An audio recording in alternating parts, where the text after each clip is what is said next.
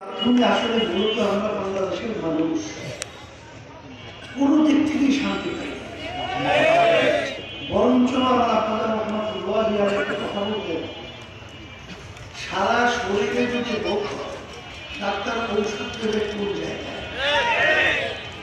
এমন একটা সেক্টর নাই, এমন একটা জায়গা নাই যেই জায়গার মধ্যে এদের পরিচালনায় অশান্তি তৈরি হয় না। আমি আপনাদের সামনে আয়াত তেলাওয়াত করেছি। আয়াতের মধ্যে আল্লাহ রাব্বুল আলামিন বলেছেন, পানীয় ভাবে স্থল ভাবে যত বিপদ আপদ মুসিবত এটা তোমাদের নিজেদের হাতের কামাই।